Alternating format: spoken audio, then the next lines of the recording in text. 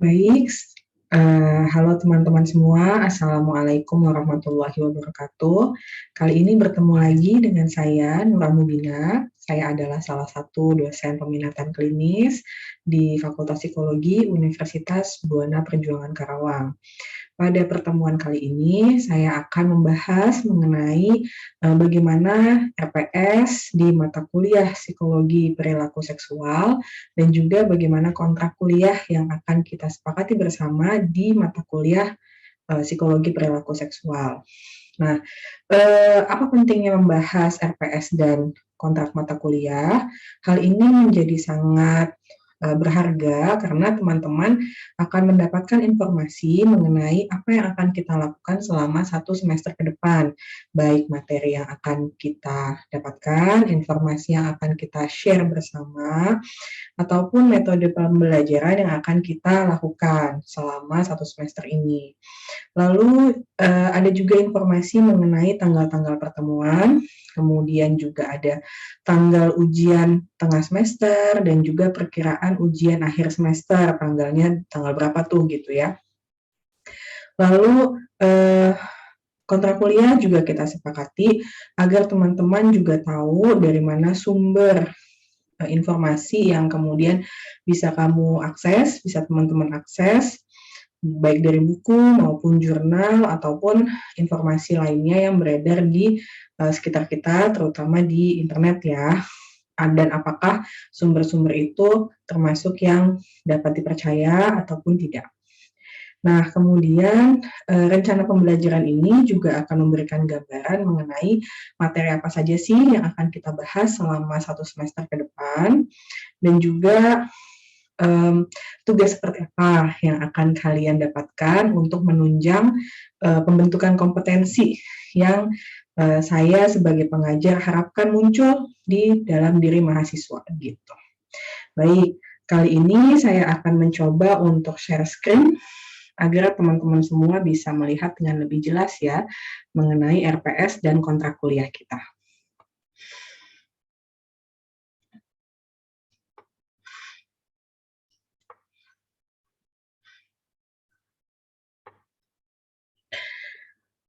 Teman-teman bisa lihat semua di sini, ini adalah dokumen dengan judul Rencana Pembelajaran Semester. Ini adalah yang kemudian saya sebut sebagai RPS. Nah, RPS ini diterbitkan atau dibuat oleh saya untuk Prodi Psikologi, Fakultas Psikologi, Universitas Buana Perjuangan Karawang. Nama mata kuliahnya adalah Psikologi Perilaku Seksual, kodenya adalah PS 1160026, kemudian bidang ilmunya adalah psikologi atau lebih tepatnya lagi psikologi klinis, dan bobotnya adalah 3 SKS. Baik, dalam capaian pembelajaran ada beberapa hal yang perlu kalian ketahui. Ada CPL atau capaian pembelajaran prodi yang dibebankan pada MK ini ya. Mungkin kalian agak bingung dengan apa itu capaian pembelajaran, tapi yang jelas capaian pembelajaran ini adalah yang ingin dicapai ketika kita mempelajari sebuah mata kuliah, nantinya akan terhubung lagi dengan profil lulusan yang memang ingin dicetak oleh program studi psikologi Universitas Buana Perjuangan Karawang. CPL-nya ada 4 butir di sini. Yang pertama ada CPL S3, mampu menginternalisasikan norma, kemudian etika akademik sesuai dengan kode etik psikologi, termasuk menyadari dan menghormati adanya perbedaan peran, usia, ras, budaya, asal kebangsaan dalam menjalankan aktivitas di masyarakat, baik secara individual maupun dalam kelompok. Kemudian ada CPLP 1, yaitu mampu menerapkan prinsip, konsep dasar, dan teori psikologi untuk mendeskripsikan dan menganalisis berbagai gejala dan permasalahan psikologi pada individu, kelompok, organisasi, dan komunitas. Kemudian ada CPLKU 1, mampu melakukan implementasi dan pengembangan ilmu pengetahuan di bidang psikologi berdasarkan kaidah-kaidah etika ilmiah dalam rangka menghasilkan solusi, gagasan, dan desain produk psikologi sesuai dengan perkembangan sosial dan teknologi. Terakhir ada CPL KK3, mampu menganalisis persoalan perilaku dan masalah psikologi non-klinis, dan mampu untuk merancang alternatif pemecahan masalah dan melakukan intervensi non-klinis untuk perubahan perilaku sesuai dengan kode etik psikologi Indonesia. Memang kalau di program studi psikologi pasti akan mengacu ke kode etik psikologi ya, jadi kita tidak bisa melupakan hal tersebut. Lalu dalam pembelajaran semester juga ada yang namanya capaian pembelajaran mata kuliah. Jadi ketika teman-teman masuk dalam mata kuliah psikologi perilaku seksual selama 1 semester, teman-teman diharapkan akan punya capaian seperti dapat memahami perilaku seksual manusia, kemudian juga memahami gangguan perilaku seksual manusia, lalu juga memahami bagaimana orientasi seksual manusia, dan juga memahami isu dan paradigma seksualitas terkini ya pada kondisi psikologis manusia ya. Selanjutnya CPL dan CPMK kemudian akan saya terjemahkan lagi ya dalam yang namanya sub CPMK. Sub CPMK ini adalah poin-poin yang akan kalian dapatkan gitu ya selama pembelajaran mata kuliah psikologi perilaku seksual. Jadi harapannya setelah mengikuti pertemuan, mahasiswa mengetahui anatomi seksual manusia, kemudian juga diharapkan mampu menjelaskan dorongan dan respon seksual, kemudian juga mampu memahami konsep pengaruh hormon dan kromosom dalam perilaku seksual manusia, lalu mampu menjelaskan konsep fertilitas dan konsepsi pada perilaku seksual manusia. Fertilitas adalah kesuburan, sedangkan konsepsi adalah percampuran antara sperma dan ovum untuk terjadinya sebuah kehamilan, seperti itu. Lalu ada CPMK 2. Di dalam CPMK 2 ini terdapat beberapa sub CPMK. Yang pertama, mampu memahami bagaimana perilaku seksual berpengaruh pada penyakit organ seksual. Lalu mampu memahami konsep dan jenis disfungsi seksual. Lalu mampu menjelaskan konsep perilaku seksual dan parafilia. Kemudian ada sub CPMK 3. Ada CPMK 3 dan di dalamnya ada 2 sub CPMK, yaitu mampu menjelaskan keterkaitan antara perilaku seksual dan orientasi seksual. Lalu ada lagi mengenai mampu menjelaskan perilaku seksual dan hukum. Nah, untuk bagian yang sub CPMK 9 ini, karena memang agak sedikit terkait ya dengan penelitian yang biasa saya lakukan mengenai kekerasan seksual dan juga bagaimana tema tersebut diteliti, kemudian bagaimana dampaknya pada seseorang yang melakukan perilaku kejahatan seksual atau bagaimana dampaknya pada orang yang menjadi korban kejahatan seksual seperti itu. Dan yang terakhir adalah mampu memahami isu dan paradigma seksual terkini.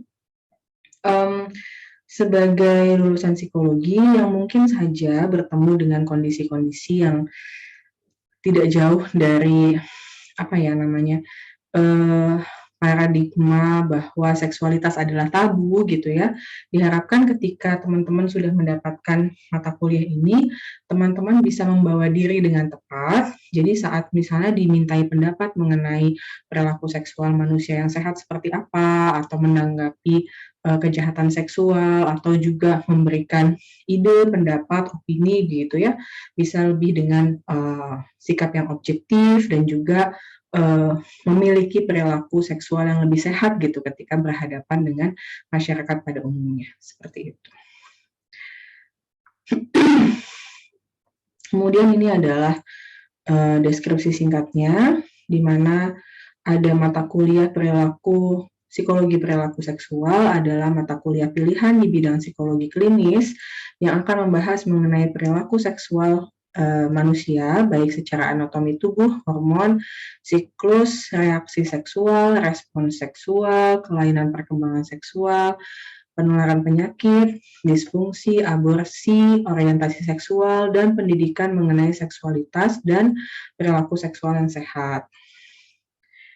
Bahan kajiannya ada beberapa, diantaranya pengertian perilaku seksual manusia, anatomi organ reproduksi, dorongan seksual, hormon dan kromosom, kemudian juga akan membahas sedikit mengenai parafilia, gangguan perilaku seksual, seks dan hukum, serta isu dan paradigma seksual terkini ya. Pustakanya Thomson dan Thomson, tahun 2007 dengan judul Genetics in Medicine, Philadelphia.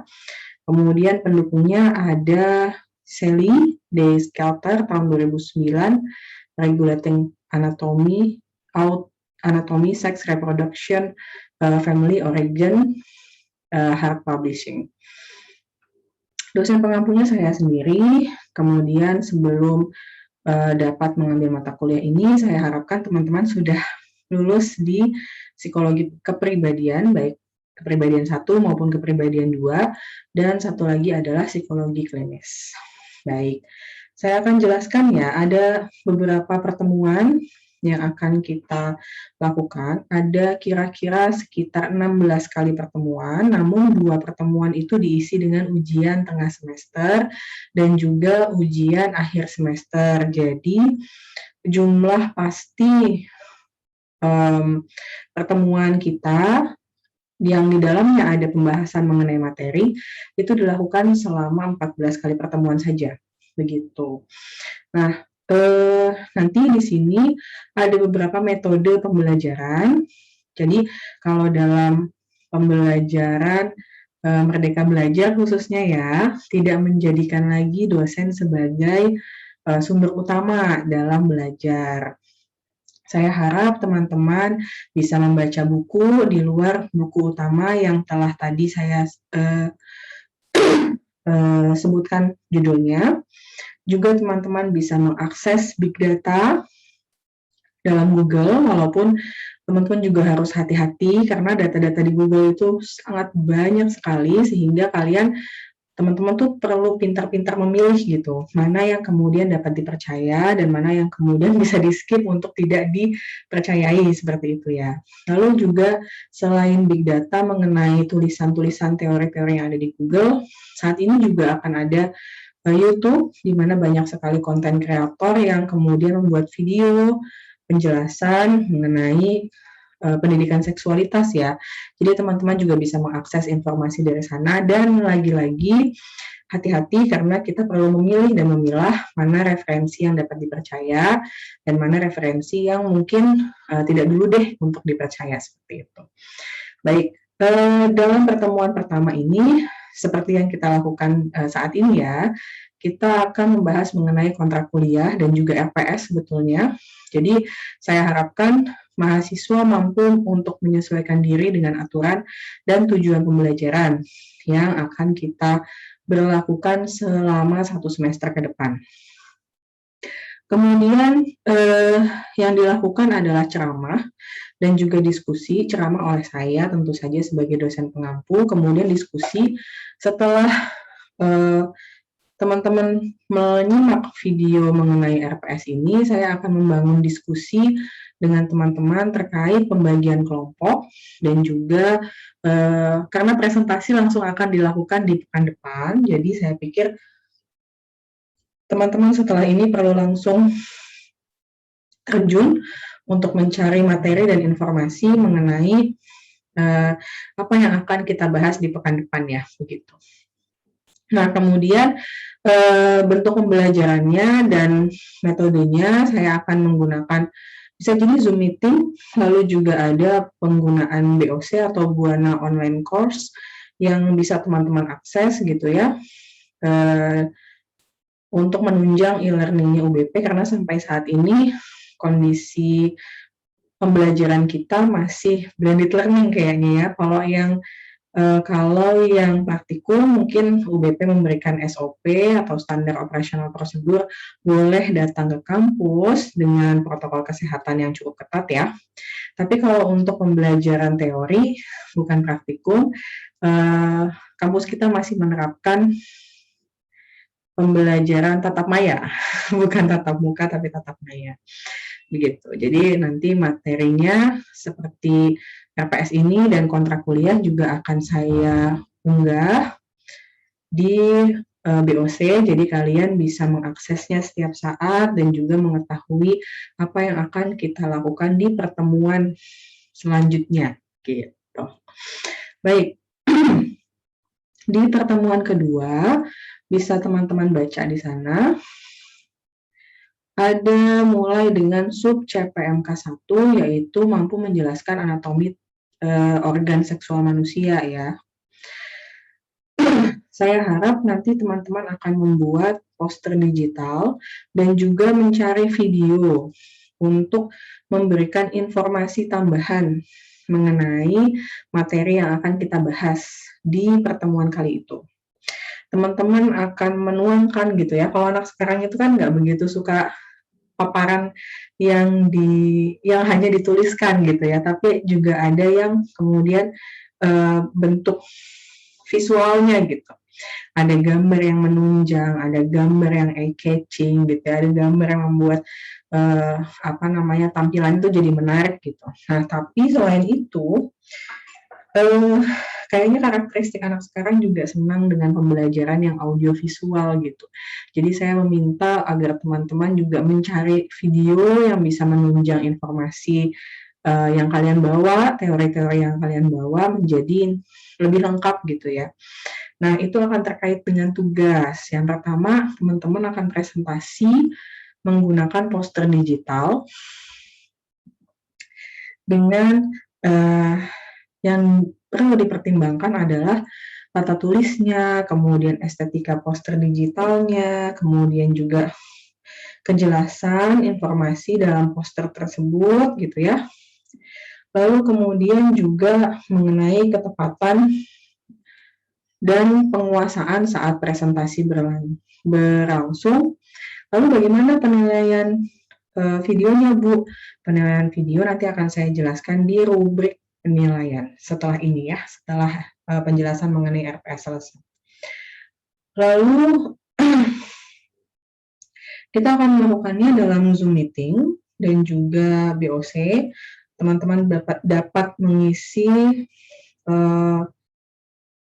presensi ya di BOC seperti biasa. Lalu kita akan melakukan pertemuan dalam Zoom meeting. Nanti akan saya sediakan linknya setiap sebelum pertemuan berlangsung. Begitu.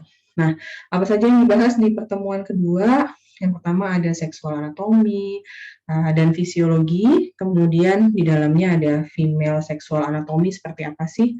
Lalu juga ada male seksual anatomi. Saya ambil ini karena kayaknya kalau untuk anak-anak mahasiswa UBP itu tidak semuanya berasal dari SMA dengan jurusan IPA ya. Mungkin yang IPA juga udah agak lama mendapatkan informasi seperti ini, jadi saya pikir perlu diulang kembali. Baik, selanjutnya ada mampu menjelaskan dorongan dan respon seksual manusia. Lagi-lagi tentang poster dan juga video ya, kalian akan presentasikan ini.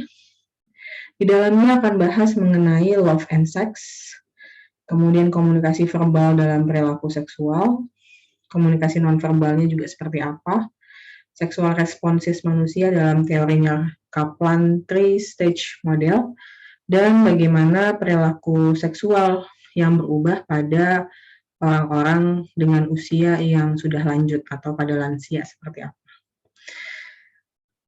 Selanjutnya ada pertemuan keempat mengenai pengaruh hormon dan kromosom dalam perilaku seksual manusia. Mungkin teman-teman yang belum pernah mendengar bahwa kromosom manusia itu dan hormonalnya juga berpengaruh terhadap perilaku seksual, kemudian juga respon seksual gitu ya. Nanti di sini akan di pertemuan ini akan kita bahas secara lebih detail. Ada kromosom X pada laki-laki atau perempuan tuh ya, kalau kromosom X, kalau kromosom Y adanya di laki-laki atau di perempuan ya, nanti akan coba kita bahas bersama. Kemudian di pertemuan kelima ada mampu menjelaskan konsep fertilitas dan konsepsi. Kita akan bahas mengenai kehamilan, meningkatkan peluang kehamilan, kemudian pregnancy detection pakai apa, kemudian ada childbirth, kontrasepsi. Nah, kalau di kontrasepsi ini di beberapa tahun belakangan waktu mata kuliahnya itu masih tatap muka ya, teman-teman dari kelompok-kelompok itu berani untuk membawa beberapa contoh alat kontrasepsi. Nah, nanti silahkan teman-teman mempertimbangkan apa yang akan kalian presentasikan gitu ya ketika membahas mengenai konsep fertilitas dan konsepsi ini. Gitu. Selanjutnya pertemuan akan dilanjutkan dengan membahas perilaku seksual dan penularan penyakit. Apa itu arti perilaku seksual yang menyimpang, kemudian penularan penyakit seksual seperti apa sih, dan jenis-jenis penyakitnya ya. Mungkin kalian bisa juga membuat poster dengan memperlihatkan bagaimana kondisi penyakit-penyakit tersebut ya. Dan mesti hati-hati juga nih. Dan masukkan juga mengenai bahasan tentang perilaku seksual yang sehat. Perilaku seksual yang sehat itu seperti apa ya? Boleh nggak ya seks bebas atau seks dilakukan sebelum pernikahan? Boleh nggak? Itu sehat atau enggak? Gitu. Atau bagaimana cara mendapatkan seksualitas yang sehat dengan pasangan? Seperti itu silahkan saja. Nanti saya akan tetap menjadi pengawas, kali-kali aja ada yang memberikan informasi yang perlu diluruskan kembali, begitu. Lalu akan ada evaluasi tengah semester. Kemudian setelah evaluasi akan dilanjutkan dengan bahasan mengenai disfungsi seksual. Apa sih yang kemudian bisa berpengaruh pada disfungsi seksual? Disfungsi seksual sendiri itu apa? Adakah pengaruh dari budaya atau dari fisiologi tubuh atau dari kondisi psikologis tubuh? Adakah faktor personalnya ataukah faktornya interpersonal kayak gitu. Ada desire fase, difficulties, ada arousal, ada orgasm, ya, yaitu mengenai kesulitan-kesulitan dalam berhubungan seksual ya. Baik, selanjutnya ada tentang parafilia. Ada jenis-jenis parafilia atau perilaku seksual yang menyimpang ya. Nah ini yang mungkin beberapa kali kamu temukan, misalnya ada isu mengenai gilang bungkus gitu ya, tentang fetis gitu ya, atau hal lain yang mungkin bisa kita jadikan bahasan yang menarik gitu dalam kelas. Selanjutnya ada orientasi seksual. Nah, hati-hati kalau orientasi seksual berarti terkait dengan homoseksual, biseksual, heteroseksual gitu ya, yang kemudian berbeda dengan parafilia tadi gitu. Nah, kemudian kita juga akan membahas mengenai homofobik, dan juga mengenai coming out. Apa itu coming out? Selanjutnya adalah tentang seks dan law atau tentang seks dan hukum. Ini kenapa saya bahas, saya masukkan, karena saya pribadi pun seperti yang tadi sudah dijelaskan ya, punya penelitian mengenai kejahatan seksual, baik itu tentang pelaku kejahatan seksual ataupun tentang para korban dari kejahatan seksual. Jadi ini cukup menarik gitu ya untuk teman-teman ketahui bersama bagaimana kondisi kejahatan seksual yang mungkin saja terjadi di sekitar kita kayak gitu ya. Jadi ada seks bebas pranikah itu seperti apa sih? Apakah langsung terhubung dengan tindak pidana atau tidak gitu ya. Lalu ada pornografi, pornografi sekarang banyak macamnya ya. Ada kemudian juga prostitusi. Kita sering mendengar prostitusi itu berasal dari perempuan ya. PSK itu perempuan, tapi ternyata PSK itu bisa juga laki-laki dan teman-teman terlalu menyadari hal itu. Kemudian ada aborsi seperti apa, incest, dan juga rape itu pemerkosaan ya. Lebih lanjut, kita akan bahas mengenai isu seksual. Ada isu seksual di anak, di remaja, dan budaya Indonesia seperti apa. Karena seperti yang teman-teman ketahui bersama, bahasan mengenai seksualitas di Indonesia tuh kalau mau dibilang sangat, kayaknya kalau untuk orang modern sudah mulai ini ya, sudah mulai cukup terbuka dengan isu seksual, tapi ya masih dalam nuansa tabu gitu. Jadi pendidikan seksualnya kadang orang tua apalagi tidak terlalu pede, tidak terlalu percaya diri untuk membahas masalah seksualitas kepada anak-anaknya.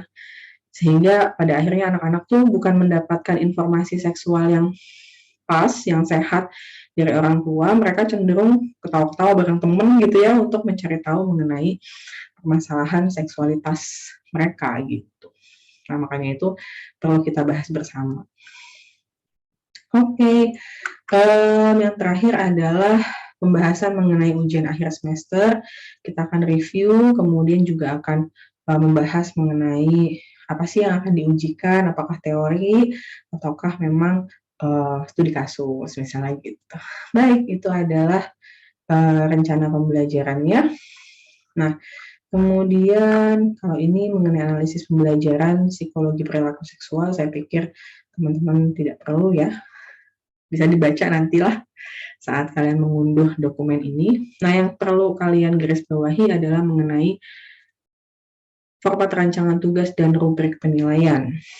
Tadi sudah saya bilang bahwa ada objek garapan yang perlu kalian buat, yaitu poster digital, dan juga mencari video yang berdurasi 7-10 menit. Dia akan menunjang kalian untuk membahas teori atau informasi-informasi yang kalian dapatkan untuk presentasi di pertemuan kali itu, gitu. Nah, poster digitalnya saya harap sih dalam dimensi Instagram ya, karena nantinya sebagai mahasiswa di mata kuliah psikologi perilaku seksual manusia, saya pikir kalian bisa sedikit sharing gitu dengan teman-teman kalian mengenai bahasan-bahasan seperti ini gitu. Dan kalau saya lihat media sosial cukup masif gitu ya untuk bisa menyebarkan info. Jadi tidak hanya tertumpuk di Google Drive mungkin ya, atau kalau zaman dulu tertumpuk jadi makalah, tapi juga bisa dibagikan, bisa sharing gitu ya, informasi mengenai mata kuliah yang bagi saya sih menarik gitu. Ini adalah metode atau cara pengerjaannya, bisa kalian baca. Kemudian deskripsi luaran tugas tadi saya sudah jelaskan. Ini adalah rubrik penilaiannya. Ini adalah hal yang penting juga untuk kalian pahami. Jadi nilai yang bisa kalian dapat itu, kalian bisa dapat nilai optimal ya sampai 100. Apabila deskripsi capaiannya nih bisa kalian baca nih. 91 sampai 100 kayak gimana sih deskripsi pencapaiannya, 80, 89 seperti apa, 65, 79 seperti apa, 55, 64 itu seperti apa, 54 kurang dari 54 seperti apa. Saya pikir ini untuk membuat fair, biar saya tidak dicurigai hanya memihak pada mahasiswa-mahasiswa yang saya kenal saja, tapi juga kalian tahu kira-kira penilaiannya Bu Nuram dalam poster digital atau video gitu ya, itu aspek pendukungnya itu apa saja, begitu. Kemudian ini adalah holistic rubric untuk penilaian video, bisa kalian baca juga. Silahkan disimak, jadi dalam mencari video kalian bisa lebih serius dan nggak sembarangan untuk ambil referensi ya. Nah, ini adalah tugas presentasi lisan. Ketika kalian sudah dapat video dan juga sudah membuat poster digital, itu kan harus dipresentasikan di hadapan saya, di hadapan teman-teman kamu. Untuk mendapatkan nilai yang optimal, teman-teman bisa lihat di sini. Kriterianya ada terorganisasi, dalam menjelaskan itu cukup rapi, jelas gitu ya, didukung oleh contoh yang realistis kayak gitu. Nanti bisa kalian baca lah. Lalu selain terorganisasi, ada lagi gaya presentasinya enak, mudah dipahami, berbicara dengan semangat, antusias, dan nggak lemes gitu ya, seperti itu. Oke, ini adalah RPS-nya. Lalu setelah ini saya akan pindah ke kontrak perkuliahan. Ini adalah kontrak perkuliahan. Ini saya share ke mahasiswa agar kamu juga bisa menandatangani dan tahu apa yang akan kita lakukan selama 1 semester, kira-kira di tanggal berapa aja. Untuk manfaat kuliah, deskripsi mata kuliah, capaian pembelajaran, strategi pembelajaran, itu kayaknya tadi sudah saya jelaskan ya. Materi pokoknya juga, bahan bacaannya juga sudah, tugas, uraiannya juga sudah. Nah, kriteria dan standar penilaian, ini pembagiannya. Untuk UTS akan dikalikan 30%, untuk UAS 35%, untuk tugasnya 20%, dan presensi kehadiran di kelas 15%. Kemudian, ini adalah tata tertib mahasiswa dan dosen, kalau kita ketahui bersama. Tata tertib di mata kuliah Psikologi Perilaku Seksual semester ganjil tahun 2021 sampai 2022.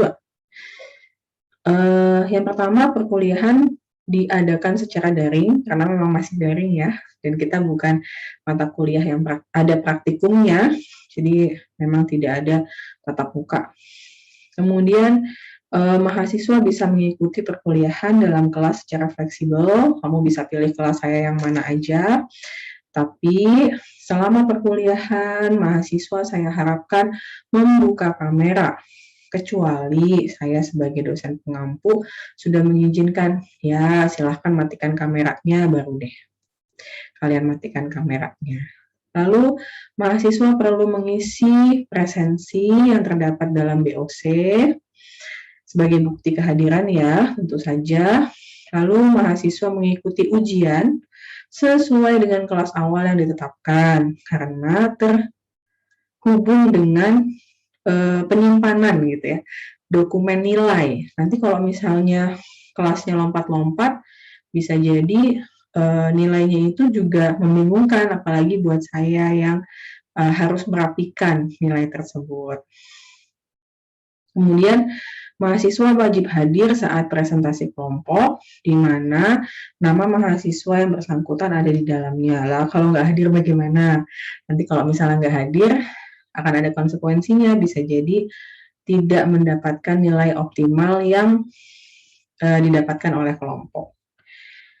Kemudian mahasiswa tertib administrasi, saya juga sebagai dosen akan tertib administrasi dengan menyediakan BOC, mengenai presensi, kemudian juga mengenai materi yang memang bisa kalian akses dan kalian unduh untuk bisa diulang begitu ya.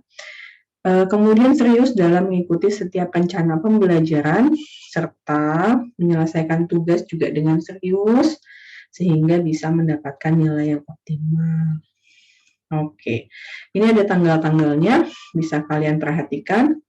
Dari mulai 20 September 2021 sampai nanti insya Allah selesai di tanggal 13 Desember 2021.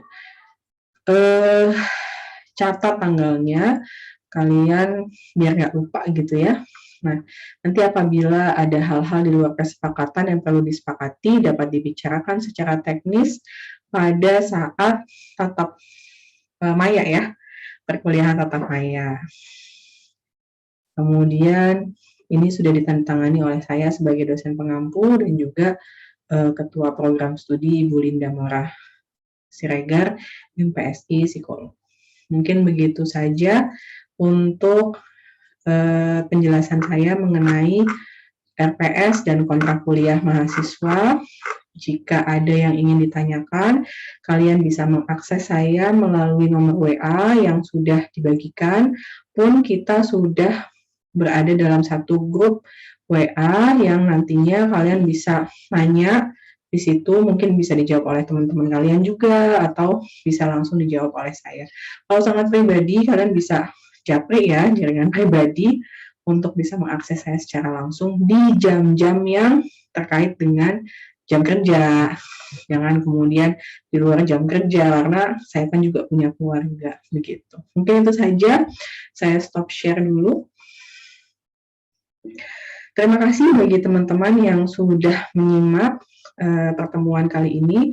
Kalian bisa mengunduh RPS dan kontrak kuliah sekali lagi dalam BOC. Setelah ini akan saya masukkan di sana ya. Teman-teman bisa baca kembali sehingga tahu apa yang akan kita jalani selama 1 semester ke depan. Baik, begitu saja. Terima kasih. Bila ada salah, saya mohon maaf. Assalamualaikum warahmatullahi wabarakatuh.